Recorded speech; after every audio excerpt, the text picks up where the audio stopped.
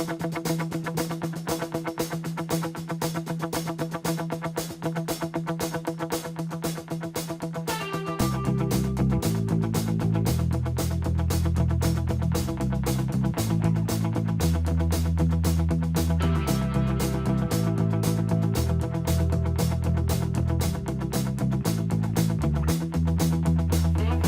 and welcome to a finally kind of cool day here in Champaign. This is the Rollin Illini.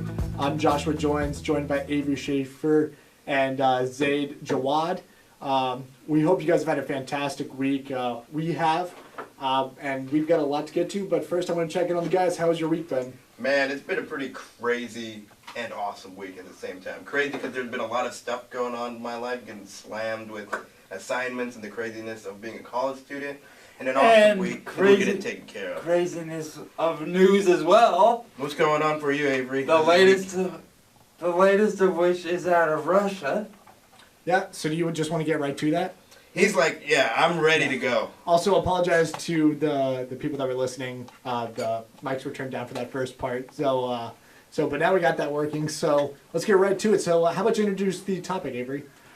All right. So Russia had its Rusada reinstated by the WDIA recently, and the Russian president had some comments. Yes. So that week. So first, I think it's important to comment about what each of those things are. So Rusada is the Russian anti-doping agency, and WADA is the World Anti-Doping Agency. Right. And this was kind of made famous by a Netflix show where they talked about the Russia was accused of and found guilty of by the U.S. Paralympics and Olympics of state-sponsored doping, which is when the state or the country helps people try to cheat the system using drugs and other things.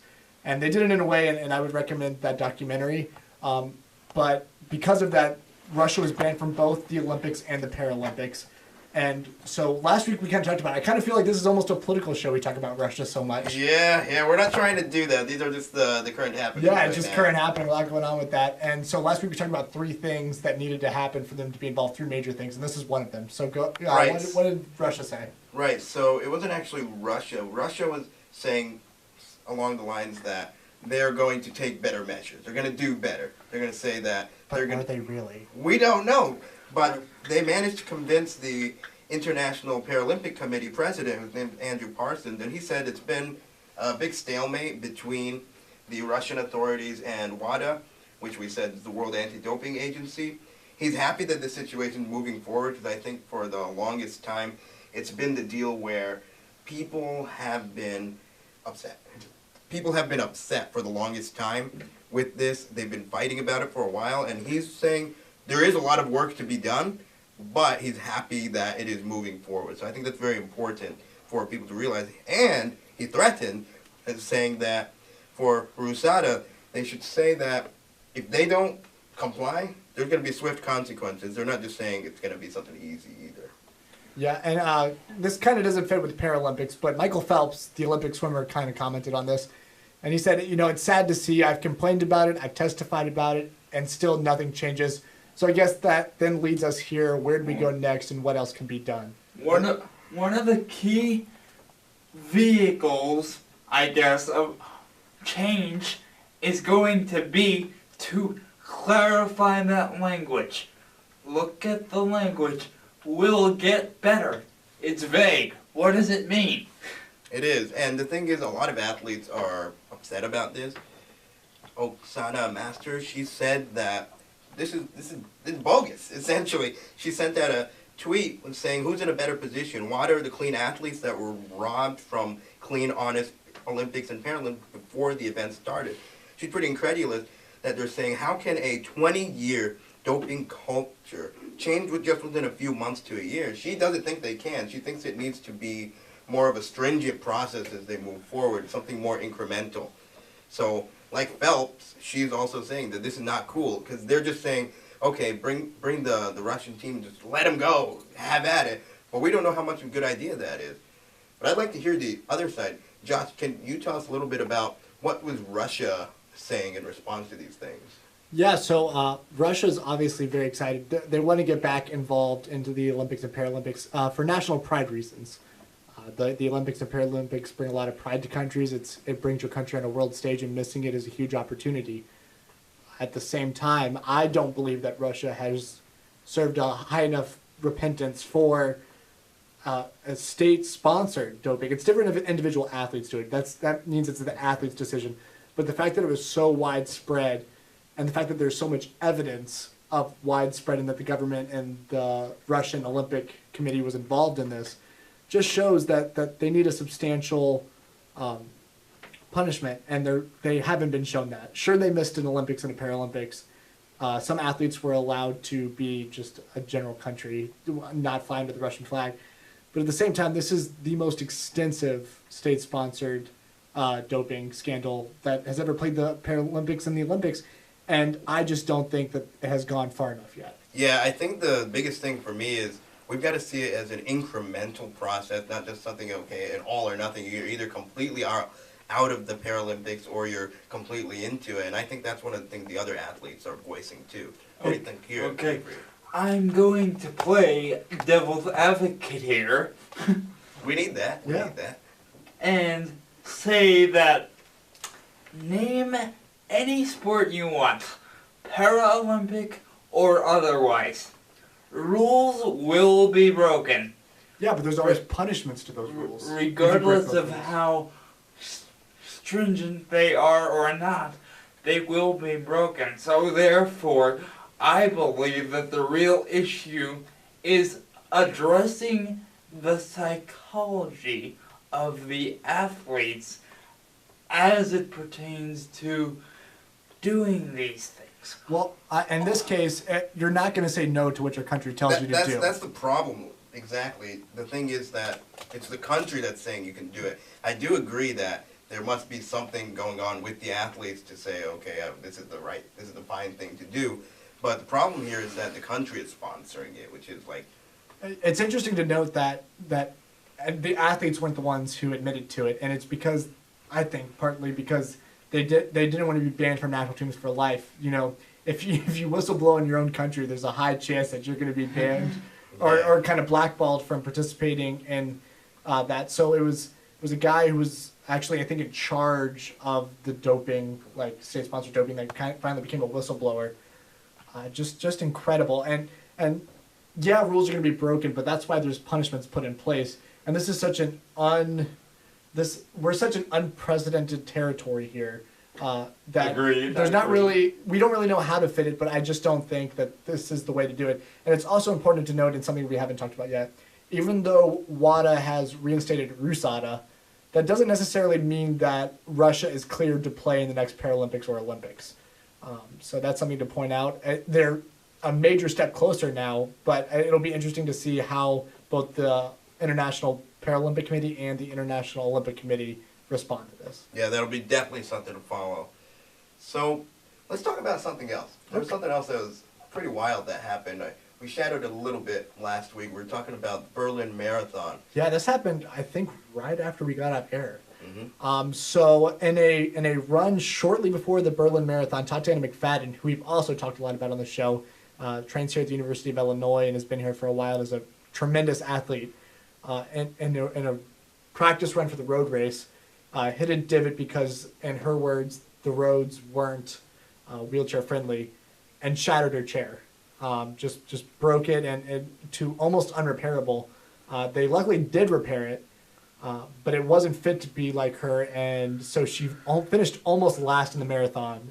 And so I think Avery has some information on that. Yes, I had the opportunity to speak with wheelchair track coach Adam Blakeney here at the U of I, and he gave me a little inside information on what actually occurred. So, if our listeners can imagine it, she was going around a turn, hit one of those drain boards that you might see above a sewage pipe, and bumped into one of her fellow competitors at high speed and fell right over. So actually what they had to do is ship a new wheelchair part in from Switzerland just so that she would be able to compete. So when that happened to her, what was her reaction? You know, how long did it take for that? Did Coach Adam say anything about that? According to what I could gather, it didn't really faze her. We did talk about mental toughness, and she has some of the best mental game on the wheelchair track team. So, Josh, you're an athlete, and the equipment that you have is really important. How is this similar or different from, let's say, an able-bodied athlete? Something happens to you in a game. What's going on here? So it's basically just like another part of your body, or almost, the chair is. And that's more true in track and field than anything else because it's all about aerodynamics. It's basically a race car that you control with your body. And so when you know, if anyone follows NASCAR or IndyCar or any of those, they'll tell you that when a car is perfect, it's perfect. And so these athletes spend so much time and their track chairs making sure their equipment is perfectly fitted to them. They're designed to fit to them, but then they make tiny adjustments to make sure that it's perfectly fitted for a road race. And then when you break it and you have to bring in a new part, it's almost like, not like tearing an ACL because you can still compete, but almost like a massive bruise that's just really bothersome the whole race, and you can't compete the same way after your chair breaks. In wheelchair basketball, which is what I play, for those listeners who don't know, we have if you break if you get a crack in your frame or something, it just doesn't feel right until you fix it, and even after you fix it, sometimes it never goes back to being the same again. So it's really important to take care of your equipment, but in this case, it wasn't Tatiana not taking care of her equipment. It was the poor conditions on the road she was training on. Got it. So how do you respond when something like that happens? It's tough, especially when you're that close to such an important event like the Berlin Marathon. You have to mentally overcome it, but at the same time, you understand that it's going to be tough. I'm sure that the chair is why Tatiana finished so far back in the pack. She's an elite athlete absolutely. that should have been competing for the top of the race, and it's got to be super frustrating as you're pushing throughout that race. That 26.2 miles is ridiculously long. Yeah. For 26.2 miles, you know that the reason you're not competing right now is because your chair broke. But you could make the argument that she did still compete in the sense that her head was in it, even though her equipment wasn't. Absolutely, because Tatiana is a professional in every way of the word. She gets paid to do it.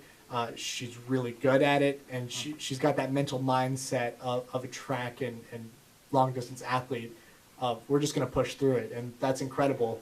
No pun intended. Yeah. Might have been a little bit intended, but yeah. So I mean, it's a really tough break for her.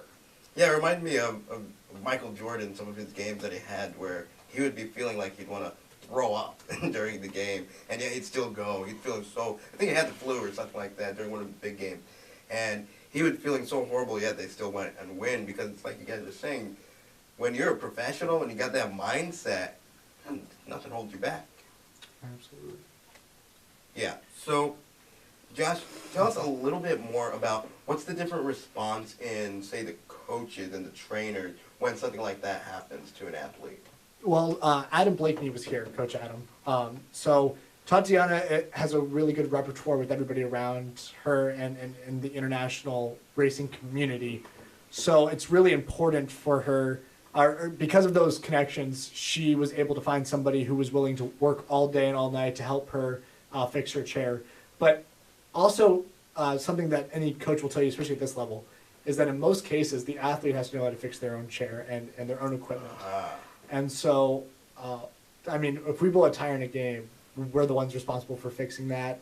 Unless it's like a welding job, it's our responsibility to fix it. So at that level, she's very well trained in how to fix it. It's just that it was so bad that she got a lot of help and from the training at the international community. It stinks that, Coach Blakeney wasn't there, but it was lucky that other people were willing to help. Oh, that's crazy. So Do people, when they're going into wheelchair sports, they learn that at the start? No, absolutely not. So I didn't learn about that or how to do that till my junior year of high school.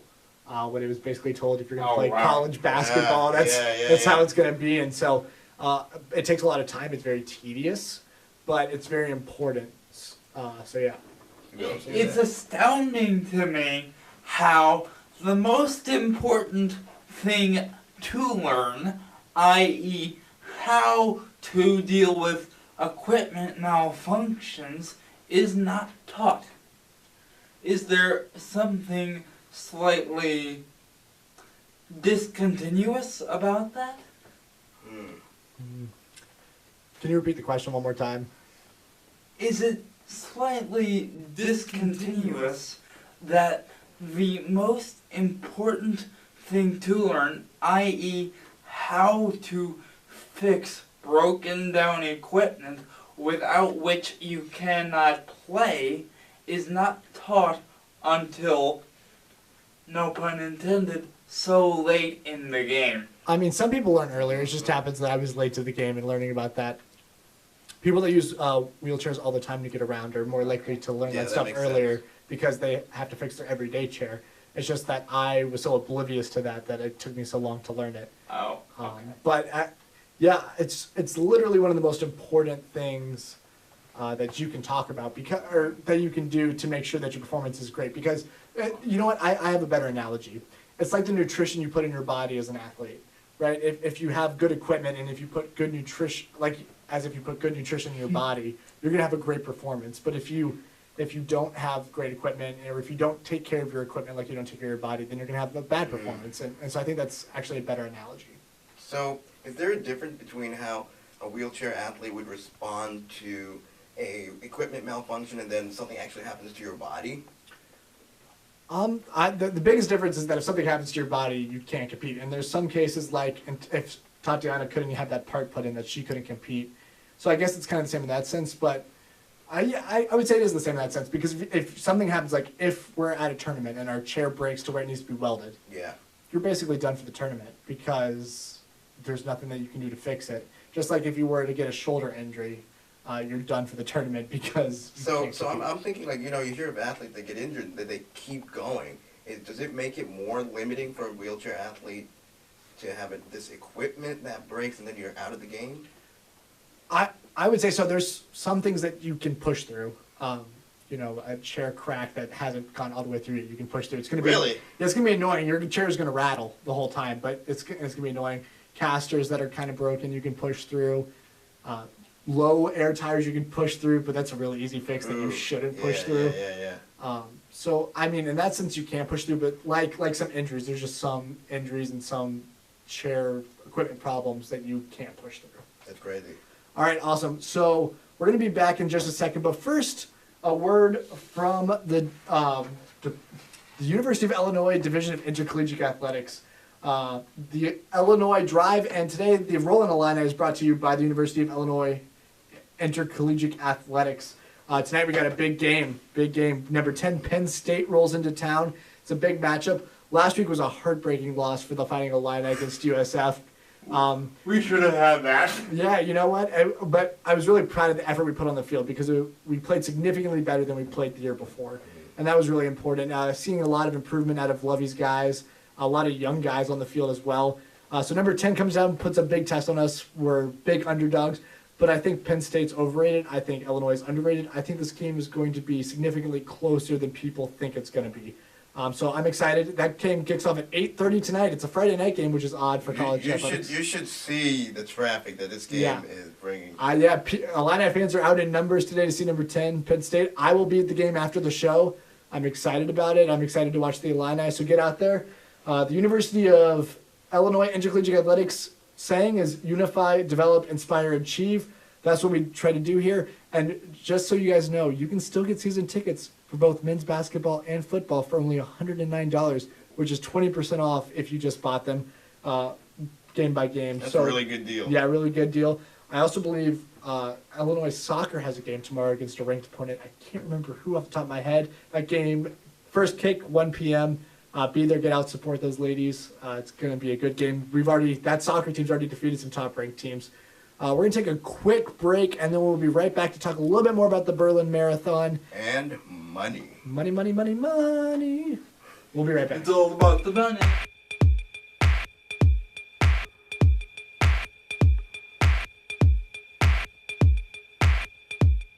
And we're back here on a really beautiful afternoon in Champaign, a really cool day finally after a lot of days in the 90s.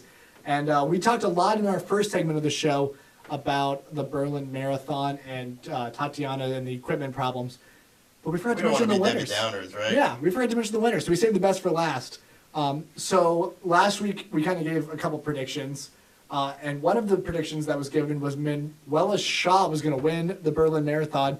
And in fact, she did win the Berlin Marathon. What was her time, man? This division. was a smashing, wasn't it? Yeah, she clocked in at 1 hour, 36 minutes, and 53 seconds, more than a minute faster than the previous record time, with Japan Wakako Tushida set back in 2013, just shattered the record. And according to Paralympic.org, she said, "I knew from the start that a lot of is possible on the Berlin's fast track. Even if the record was not my primary goal. First, I wanted to win, and therefore I started the race quickly." So, wow. There was a third consecutive win in the German capital for her. Third straight win in the Berlin Marathon. She's kind of got this thing down to a T. Which is really good. And a good start for her in the world rankings as the Berlin Marathon starts the marathon season for all of these elite racers. Pretty intense, but we had some really good news from the U of I, don't we, from our hometown here. Yes. What happened? So, American Susanna Scaroni, a University of Illinois athlete, who I've trained with and see all around the department, or Disability Resources and Educational Services building all the time at lifting. She finished second. Got a podium finish for her, and 1 hour, 41 minutes, and 44 seconds. So that was incredible. And she's a diet master, isn't she? Yeah, she's a dietitian by training. Really pushes all of the athletes here to take care of their bodies, what they put in their systems. She gets you taken care of, huh? Oh, for sure. And then third place was former Berlin Marathon champion Sandra Graf, and she finished in 1 hour, 42 and 55 seconds. As we talked about earlier, here's your official time. Tatiana McFadden finished in 2 hours, 2 minutes, and 21 seconds, and a ninth place finish, racing in a borrowed wheelchair. Which ain't too bad to me, man. I mean, that's like running in shoes that aren't the right size. Yeah. So to finish ninth and that quick of a time is pretty Considering borrowed equipment, that's not bad at all. Yeah, and then on the men's side, we had a first-time winner, Canadian Lakatos. Yeah, we have Brent Lakatos. Brent Lakatos. Sorry, I didn't say a first name on here. He's a Canadian. Made his marathon debut 1 year ago and then won it this year, finishing in 1 hour, 29 minutes, and 41 seconds. Oosh. Yeah. Man. Wow. I don't think I could finish like a 10K that quick. Yeah. Yeah, that's Is that like called wheel burn when you do it? Like Yeah. what happens when you go too fast? we talked Hey, about... all fair, you said you could roll really fast. Well, here's your test. That was off air. We're on air now, and I'm going to be honest that 1 hour 29 is a really fast time. But we talked about this last week with the Berlin Marathon. It's a fast course. It's all on asphalt. It's all flat. So we kind of expected these to be fast times. And then finishing second was Marcel Hug. He finished second. He was the defending champion. He finished at 1 hour 29:44. Wow, he was right on his heels. That's 3 seconds. That was the difference between first and second, which is pretty incredible. And then third place was John Boy Smith out of Great Britain. He finished also 1 hour 29:44. Is that what that also says? It looks like it. Let me see. Yep. Wow. So it looks like a photo finish between second and third. That's a really competitive race that you guys should go back and watch. I think it's on YouTube. Wow, that's quick times. That's fast, man. That's fast, but that's also intense. I mean, it was a race down to the very end. I mean, on the women's side, there was a 3 or 4 minute gap between first and second place. You gotta get like a couple seconds. Yeah, all three of these guys were in this race till they crossed the finish line. Wow. That's impeccable. But now we get to talk about something, I kind of want to switch a little bit. It's kind of off the same thing, but it's important. It's the money difference between the winners of the wheelchair division and these marathons versus the able-bodied runners. So, Zayd, how about you start us off? Yeah, so this is pretty mind-blowing, I thought. When I was reading about this, let me give you the numbers. Boston Marathon able-bodied runner gets $150,000 approximately for first place. And a wheelchair athlete in London, which, by the way, we talked about last week, Europe usually pays more, gets $25,000 instead. So we can see there's a massive discrepancy here. And it makes us wonder why that is. So we actually got an interview with someone for the Chicago Marathon. Her name, she was a spokesperson, last name Hamilton, and she was a spokesperson who talked about what is going on here. What are her thoughts on why do able-bodied athletes get a different pay than wheelchair-bound athletes? And she said something really interesting, that it really depends on current trends and what people are interested in. So this makes us wonder. Which it shouldn't depend on at all. Right. But the thing is, she was saying that people have been working really hard. In her opinion, they haven't been acknowledging the progress that's being made in these price differences. But as we can see, there is still a massive discrepancy. Yeah, for sure. And progress has been made. I think just this year, which marathon was that? I believe it was the Boston Marathon, increased the prize money for first place in the wheelchair division on both the men and the women's side to $25,000, which is a $5,000 increase, and it's a $5,000 increase over, I think, any of the marathons here in the United States, the major marathons here in the United States. So there has been improvement, but at the same time, it is a significant difference. For the Boston Marathon, it's $20,000 for the wheelchair division, and then $100,000 for the winner of the runners division, which is 1/5 of Right. racing.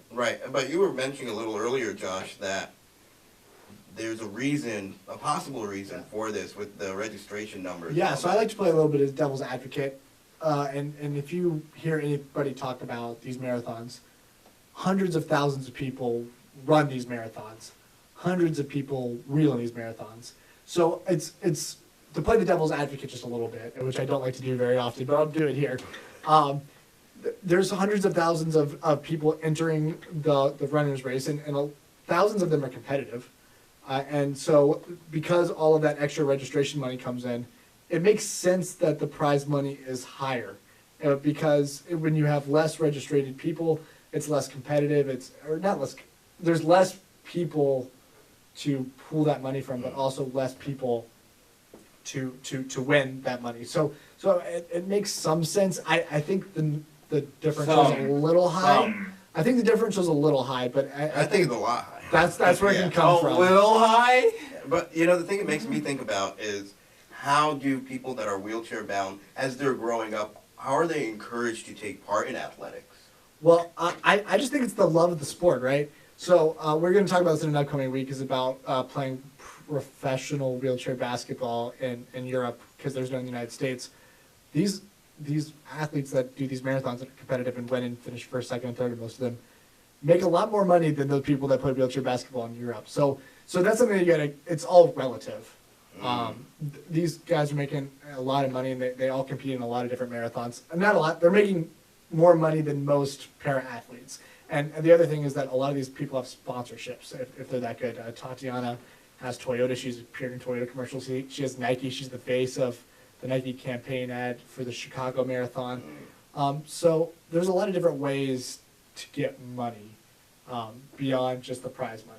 So what does this tell us about the trend? Because if Hamilton was talking about their funding is partially depending on trends and how many people are showing up to these marathons, what is this telling us about how people, wheelchair athletes, are getting encouraged to step up and go to these events? I mean, they're getting encouraged because there's just money there, right? They're $28,000 is nothing to scoff at. Sure.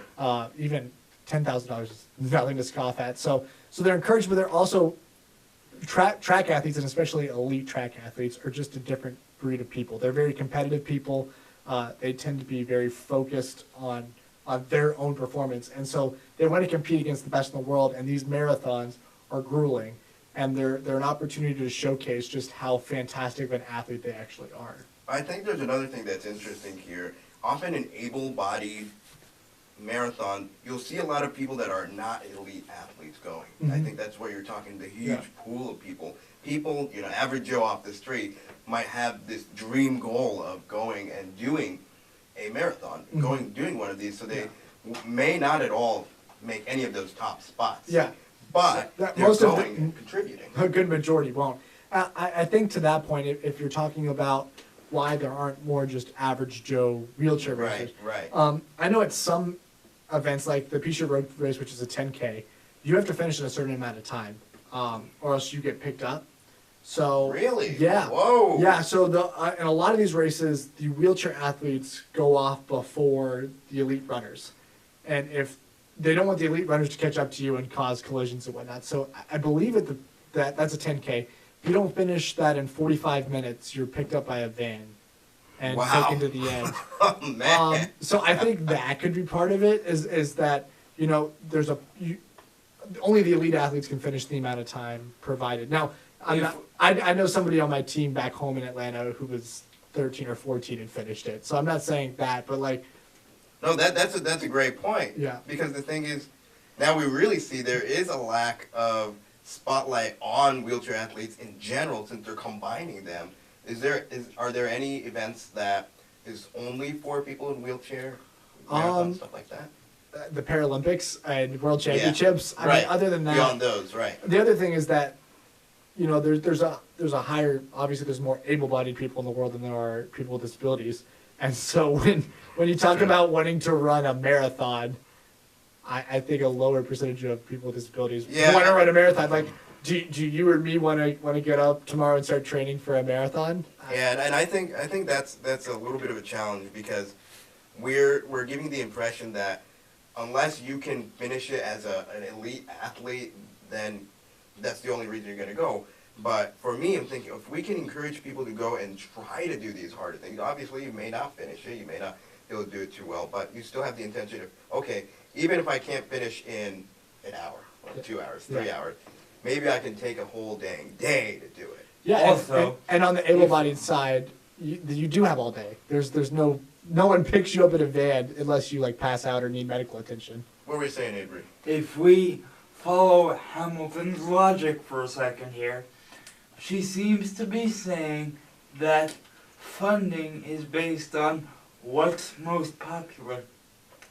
And people don't really know about para-athletics, so of course they won't show up, so of course it won't be as popular, so of course they won't make as much. But Avery, who do you think that falls on? Whose responsibility do you think it is to make the Paralympics more popular? PR. But PR by who? The athletes themselves, or the governing body who's running the marathon, or someone. Yeah, I mean, Someone has to take it. I don't know who, but it seems to me that that's falling through the cracks. yeah. What do you think, Josh? In terms of what? Who do you think should be doing it? That's a tough question. That's why I asked Avery who he thought should do it. I think shows like this certainly help. I think making sure sometimes the mainstream media like ESPN need to cover some of these stories. I wish the Dylan Alcott story that we covered last week, if you missed that, about the U.S. Open being watched by nobody, that certainly doesn't help, even though it's a different sport. So the mainstream media picking up some of these stories outside of Paralympic and Olympic years, and not necessarily using it as so-called inspiration porn, Yeah. but more as like, these are incredible athletes, look at what they can do, and you guys should go out and watch them. I agree. And I think for all coaches and mentors that are out there, I've seen many stories of people that get inspired or get motivated just because a coach took the time to say, hey, you can do this thing. And again, the reality is, for most people with disabilities, you will not be able to compete at an elite level. A lot of people, I understand that. A lot of people may never be able to go through a marathon and finish first, second, 10th. And it can be kind of alienating for us to talk about these athletes that they do have disability, but they're doing this kind of stuff. But I think the point for us to realize is it should be a relative thing. It's not how am I doing in comparison to these elite athletes, but how am I doing to my own standard? And I think if we can encourage people with disabilities to set their standards higher, I think we can go a long way. Absolutely. And to that point, I think next week a story that we might cover is the Chicago Marathon is adding a mentorship program that a lot of the U of I athletes are involved in. And so Jenna Fishmeyer and other track athletes have people that are younger athletes that are going to be with them and training with them and kind of paired up for the marathon. So that's going to be really exciting That's to watch. exactly what I'm talking about. Yeah, Yep. so we'll that's something that we'll cover more in depth this week. I just saw the news about that, so we'll have to cover it more and get more details on it. But that's something that's very exciting for sure. Sweet, sweet. All right, well we're gonna end the show a little early this week because we want everybody to get to the football game and enjoy it. But first, we're gonna do our last big thing, and our last big thing this week is kind of just gonna be personal. It's gonna be related to Paralympics or otherwise. So before we get out there, and one more thing I want you two to do is at the end, let people know where they can find you on social media so that they can interact with you. I think that's a good place to go. So Zayd, how about you go first? Sure. So I'm always having fun. I'm always having a good week. But the most important thing for me that happened was an opening in my mind of what academia can do. So again, I'm a college student. I'm in this period of time, and like a lot of us are, trying to figure out what the flip am I trying to do with my life. And I've been on this process where I want to open my mind on what jobs entail. So I thought, for example, that being a professor or being someone in academia means you're just sitting at a desk roaring at students, usually in these stinky, overcrowded lecture halls. And I had the opportunity to speak with a professor of communication, of all things, that was actually featured in Time magazine. Oh, wow. It was really, really awesome. I had no idea that professors were featured in these things. So I'm so sorry if you're a professor listening to this. You're like, of course we are. But that was a big mind opener for me. And I'm very interested, for example, in how do parents communicate with their children. And being able to hear that this professor was featured in how parents can speak to kids about finances. And that was featured on Time magazine was huge for me because it opened my eyes to what's possible. So the biggest lesson I learned from that is never get too narrow in your thinking. Yeah, absolutely. It's kind of incredible because when like you talk to your professors, sometimes they've done incredible things. One of my friends last semester had a Nobel Prize winning. Whoa. And then there's a couple professors in the School of Media that, or one in particular that has a Pulitzer Prize. So a lot of these professional or professors have done a lot of stuff outside, and that's why the University of Illinois is such a cool place to be. Is because we have opportunities like that. Yeah. What do you want to do when you get out of here? Just want to learn more about you. What do you want to do when you leave college? Well, that's actually exactly what I would want to do, is to be able to teach as a professor, but publish research that can impact large scales of people. So for example, I'm very interested in getting people to live a healthier lifestyle.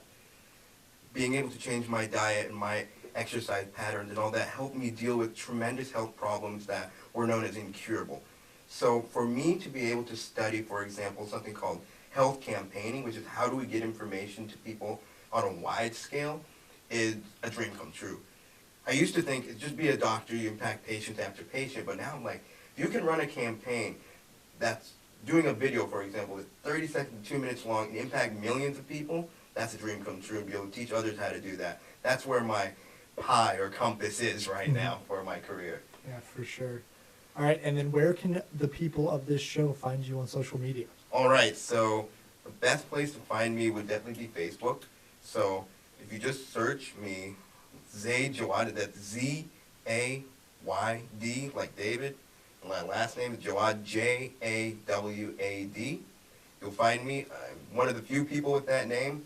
It will not be hard for you to find, I'm sure. And you can find me on Twitter at Zayd Jawad, same spelling of the name combined on. Can't wait to follow you on both of those social media Oh, I'm accounts. very active. Yes, he is. All right, Avery, what is your one thing that you want to talk about this week? Well, throughout the week, I've been having a lot of aha moments myself. One of which is why I'm here. speaking to you guys on the radio on a weekly basis. And I've concluded that it's because I can't make a living with my hands, my legs, or any other part of me, but I can make a living out of my voice. Yeah, so what made you passionate about Paralympic and adaptive athletics, or is this just something that you kind of fell into? Initially, when I started this show, it was just something I fell into. But as I've been doing it, I've been learning about incredible stories that have social impact to a community greater than just the athletes themselves. And it's been really rewarding for me to do this. So Absolutely. Well, we're glad to have everyone here. Yeah. Excited to have both Zaid and Avery here. Yeah. And where can the people find you on social media? Similarly, just search me up on Facebook, Avery Schaefer, AverySchaefer, and on Instagram as Where the Hell Have You Been? I'll tell you the story behind that name later if you want, but yeah, that's where you can. I don't think the people can wait another week for that story. What happened there? What? Yeah. What? How did that come up? You don't want a cliffhanger? Oh, great. Okay, fine. I kind of... My first semester here, I spent a lot of time away from my now former girlfriend. Uh-oh. And Oh, man. the This first... is juicy. The first thing she said to me when I saw her again is, "Where the hell have you been?" Oh my. So it kind of stuck. Oh man. That's an incredibly memorable Instagram. For sure. My friend, if you don't, I want to see this. I can. Yeah, for sure. Awesome. So my one big story for the week. This is gonna be the most insane thing you all have heard the whole week. Check this out. Hold on, here it comes. Chick-fil-A is coming to Champaign. I am so excited about this. According to filings at a couple of websites and also filings with the city, there's going to be a Chick-fil-A where the Ruby Tuesdays closed down last year. And as a person from the South and the person from Atlanta, I have missed you dearly, Chick-fil-A. Are they paying you to say this, No, Josh? no, they're not paying me to say this. I don't know about that. Chick-fil-A breakfast is unquestionably the best breakfast in the country. What do you get, $5 or less? Yeah, but I just get so many orders of chicken minis for breakfast that Hashtag fake paid promo. no, well, they're gonna need to pay me because if they don't, I'm gonna run out of money from the amount of money I'm gonna be spending at Chick-fil-A. I thought you said there's the Susanna Thakaroni is going to be your dietitian. What's she going to say to this, Josh? You know what? I can lie on my food. You can't lie on air though, so it's all documented. Yeah, no, but I'm very excited that Chick-fil-A is gonna be here. If you talk to anyone from the South that goes here, which is quite a few people that you don't realize, they all say that we need a Chick-fil-A here. The closest one currently is Bloomington, which is 45 minutes away. And as much as I love Chick-fil-A, that is a long drive to get Chick-fil-A. So very excited about that. Can't wait to see it open in the near future. For you people who want to follow me on the social I medias, see a lot of Chick-fil-A.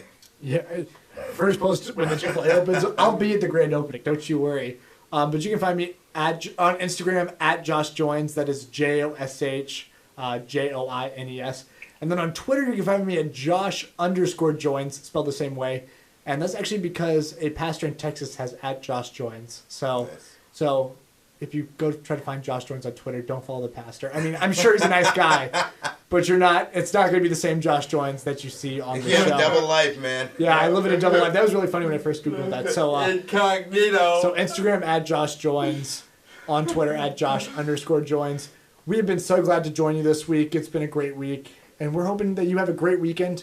Before we get out of here, once again, we'd like to let you know that the Rollin Illini is sponsored by the University of Illinois Division of Intercollegiate Athletics and FightingIllini.com. There's the big game coming in literally an hour. And if you're within the viewing area of this, and if you're not watching on UPTV next Wednesday, you still have time to get to this game.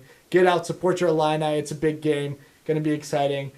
Unify, develop, inspire, achieve. That's what we do here at the University of Illinois and the University of Illinois Division of Intercollegiate Athletics. You can get your tickets for men's basketball and football for $109. And then that soccer game is also tomorrow at 1 p.m. We hope you all have an incredible weekend and an incredible week. Yeah, and we it will has see been you next awesome. week. It has been awesome. Yeah, so we will see you all next week. For Joshua Joy or for Avery Schaefer, Zay Jawad, executive producer Ryan Wilson, and UPTV.